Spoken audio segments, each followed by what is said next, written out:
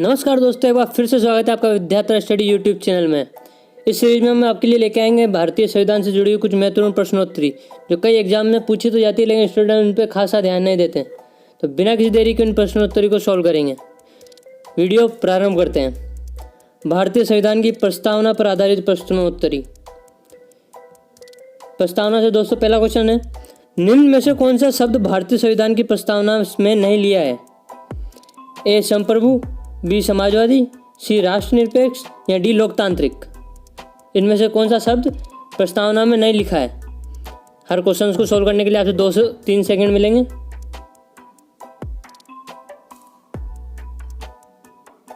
इसका आंसर होगा option C, राष्ट्रनिरपेक्ष प्रस्तावना भारत की प्रस्तावना में नहीं लिखा गया है।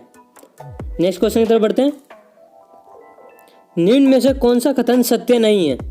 भारतीय संविधान के लागू होने की तिथि 26 नवंबर 1949 है। ऑप्शन बी, धर्मनिरपेक्ष शब्द को 42वें संविधान संशोधन के द्वारा जोड़ा गया था। ऑप्शन सी, 42वें संविधान संशोधन 1976 में हुआ था। ऑप्शन डी, भारतीय संविधान में सामाजिक, आर्थिक व राजनीतिक न्याय को रूसी क्रांति से लिया गया है।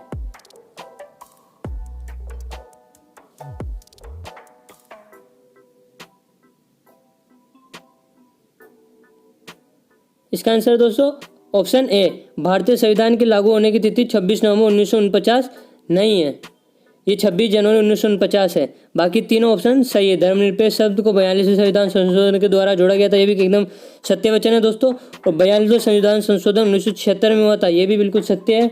और भारतीय संविधान में सामाजिक, आर्थिक एवं राजनीतिक न्याय को रूसी क्रांति से लिया गया है, ये भी एकदम सत्य वचन है। नेक्स्ट क्वेश्चन की तरफ बढ़ते हैं। संप्रभु भारत के मामले में कौन सा कथन सही नहीं है?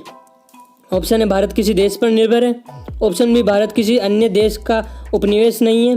ऑप्शन सी, भारत अपने देश का कोई हिस्सा किसी अन्य देश को दे सकता है। ऑप्शन डी, भारत अपने आंतरिक मामलों में संयुक्त राष्ट्र की बात मानने को बाध्य है।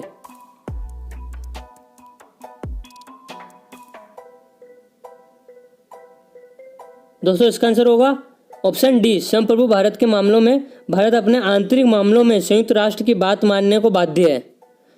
नेक्स्ट क्वेश्चन की तरफ बढ़ते हैं। के मुंशी का संबंध किससे है? ऑप्शन ए, संविधान की प्रारूप समिति से। ऑप्शन बी, प्रस्तावना समिति से। ऑप्शन सी, लोक लेखा समिति से। ऑप्शन डी, निम्न में से कोई नहीं।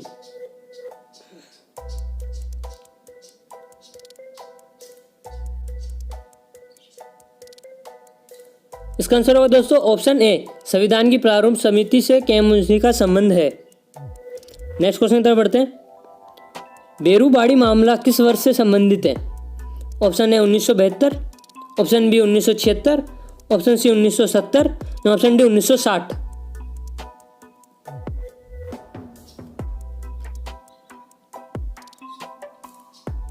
इसका आंसर दोस्तों ऑप्शन डी 1960, बेरूबाड़ी मामला वर्ष 1960 से संबंधित है। नेक्स्ट क्वेश्चन की तरफ बढ़ते हैं। निम्न में से धर्मनिरपेक्ष का सही अर्थ क्या है? सही धर्म समान है और उन्हें सरकार का समर्थन प्राप्त है। या ऑप्शन बी, राजस्थान राष्ट्र धर्म का विशेष महत्व है। ऑप्शन सी, सरकार द्वारा किसी एक धर्म को संरक्षण देना। ऑप्शन डी, निम्न में से कोई नहीं।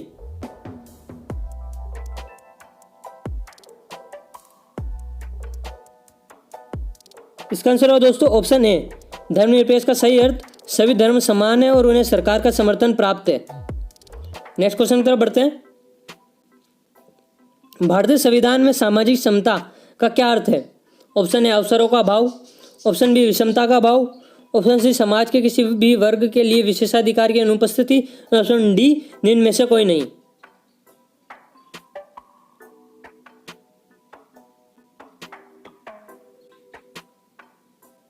इसका आंसर होगा दोस्तों ऑप्शन सी, भारत के संविधान में सामाजिक समता का अर्थ है समाज के किसी भी वर्ग के लिए विशेषाधिकार की अनुपस्थिति। नेक्स्ट क्वेश्चन की तरफ बढ़ते हैं। निम्न में से किसने भारतीय संविधान की प्रस्तावना को संविधान का कुंजी नोट कहा था? ऑप्शन ए, अर्नेस्ट बारकर ने। ऑप्शन बी, जवाहरलाल नेहरू ने। ऑप्शन सी, डॉक्टर अंबेडकर ने। या ऑप्शन डी, नेल्सन मंडेला ने।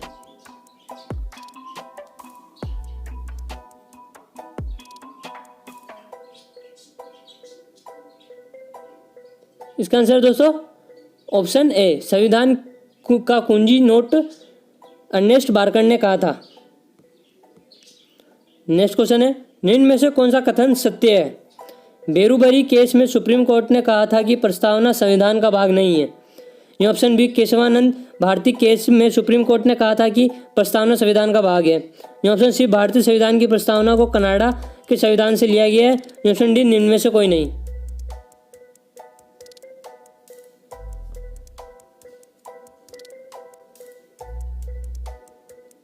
दोस्तों इसका आंसर होगा ऑप्शन डी, निम्न में से कोई नहीं। तीनों ही कथन असत्य हैं। नेक्स्ट क्वेश्चन की तरफ बढ़ते हैं। भारतीय संविधान की प्रस्तावना की भाषा को किस देश से लिया गया है? Option A America, option B Canada, option C Australia, option D Ireland.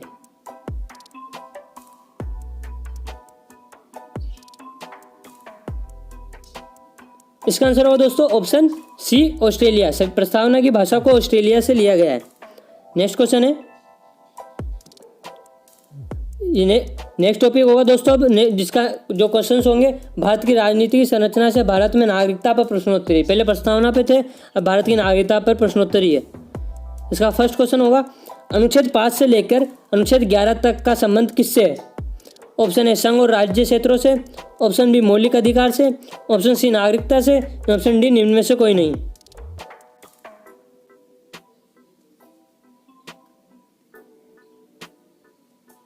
इसका आंसर होगा दोस्तों ऑप्शन सी नागरिकता से। अनुच्छेद 5 से लेकर 11 तक का संबंध नागरिकता से है। नेक्स्ट क्वेश्चन है, निम्न में से कौन सा कथन असत्य है?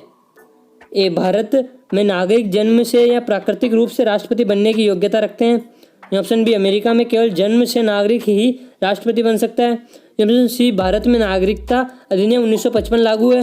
ऑप्शन डी, भारतीय संविधान के भाग 3 में नागरिकता के बारे में कहा गया है।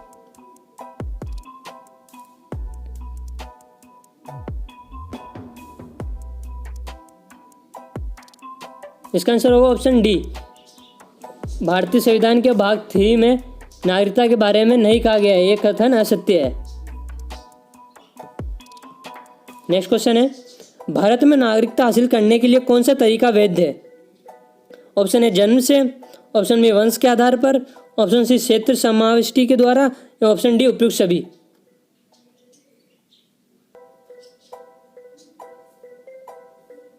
इसका आंसर होगा दोस्तों ऑप्शन डी, उपयुक्त सभी। सभी तरीकों से जन्म से, वंश के आधार पर और क्षेत्र समाविष्टता के द्वारा भारत की नागरिकता हासिल करने का तरीका वैध है।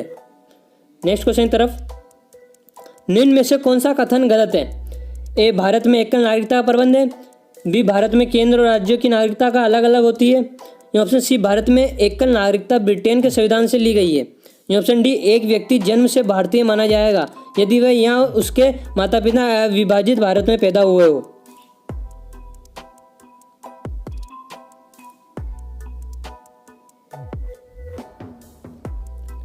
इसका आंसर दोस्तों ऑप्शन बी, भारत में केंद्र और राज्यों की नागरिकता अलग अलग होती है। ये कथन बिल्कुल असत्य है। बाकी भारत एक ऑप्शन ए, ऑप्शन सी और ऑप्शन डी तीनों कथन एकदम सत्य है। नेक्स्ट क्वेश्चन की तरफ बढ़ते हैं। भारत की नागरिकता किस तरह से समाप्त की जा सकती है? ऑप्शन ए स्वैच्छिक त्याग से, ऑप्शन बी बर्खास्तगी द्वारा, ऑप्शन सी नागरिकता से वंचित करके, ऑप्शन डी उपयुक्त सभी।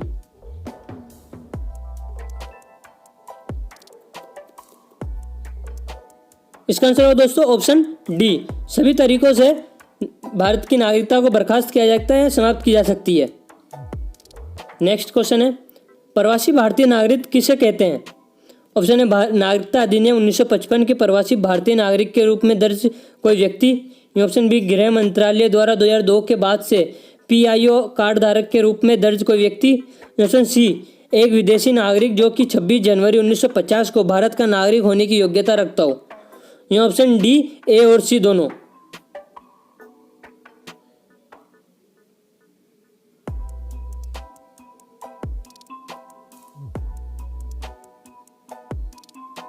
इसका आंसर है दोस्तों ऑप्शन डी, अर्थात ए व सी दोनों करेक्ट है। नागरिकता अधिनियम 1955 के प्रवासी भारतीय नागरिक के रूप में कोई दर्ज व्यक्ति हो वह प्रवासी भारतीय नागरिक है, और एक विदेशी नागरिक जो कि 26 जनवरी 1950 को भारत का नागरिक होने की योग्यता रखता हो वह भी प्रवासी भारतीय नागरिक कहलाएगा। नेक्स्ट क्वेश्चन तरफ बढ़ते हैं। निम्न में से कौन सा कथन भारतीय मूल के कार्ड धारक व्यक्ति पीआईओ के बारे में सत्य है? दोस्तों अभी कुछ समय पहले ये आईएएस लेवल के अंदर प्री के पेपर्स में पूछा गया था ये क्वेश्चन, तो ये क्वेश्चन अत्यंत ही महत्वपूर्ण है। ऑप्शन है पीआईओ कार्ड धारक भारत में शोध कार्य, पर्वतारोहण जैसे कार्य बिना सरकारी आज्ञा के कर सकता है।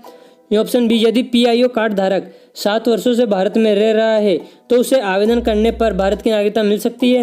ये ऑप्शन सी, चीन, नेपाल, श्रीलंका और भूटान के नागरिकों को ही पीआईओ कार्ड दिया जाता है। ये ऑप्शन डी, पीआईओ कार्ड धारक पूरा जीवन बिना वीजा के भारत की यात्रा कर सकता है। दोस्तों बड़ा ही सोच समझ के आंसर दीजिएगा, ये बड़ा ही इंपॉर्टेंट क्वेश्चन है।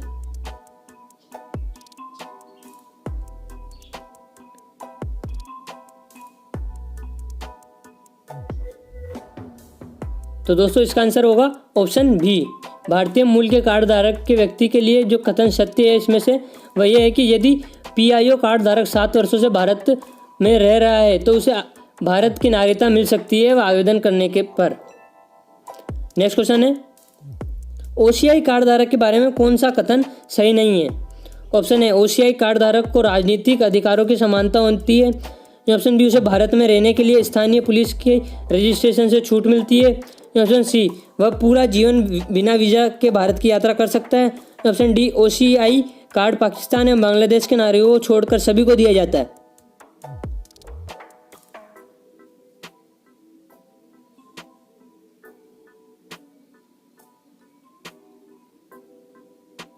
तो इसका आंसर दोस्तों ऑप्शन ए, ओसीआई कार्ड धारक को राजनीतिक अधिकारों की समानता होती है। ये कथन बिल्कुल गलत है, उन्हें इस प्रकार की कोई सी समानता नहीं होती है। नेक्स्ट क्वेश्चन है निम्न में से कौन सी सुविधा विदेशियों को भारत में नहीं मिलती है? ऑप्शन है धर्म, जाति, लिंग या जन्म स्थान के आधार पर विभेद के विरुद्ध अधिकार। ये ऑप्शन बी, संस्कृति एवं शिक्षा संबंधी अधिकार। ये ऑप्शन सी, अभिव्यक्ति की आज़ादी। ये ऑप्शन डी, उपयुक्त में से कोई नहीं।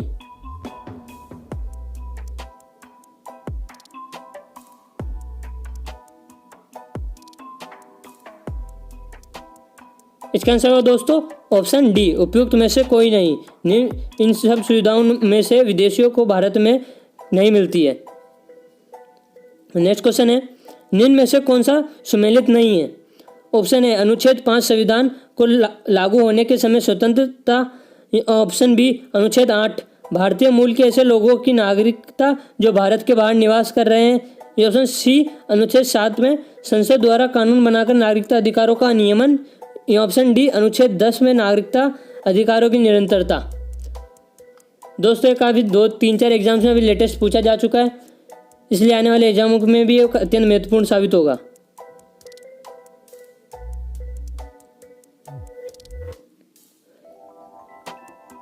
तो इसका आंसर दोस्तों ऑप्शन सी, अनुच्छेद 7 में यह वर्णित नहीं है कि संसद द्वारा कानून बनाकर नागरिकता अधिकारों का नियमन। ये बिल्कुल गलत कथन है। तो दोस्तों वीडियो इसी के साथ समाप्त होती है। हम मिलेंगे आपकी इसकी नेक्स्ट वीडियो में। जब तक के लिए जय हिंद, जय भारत।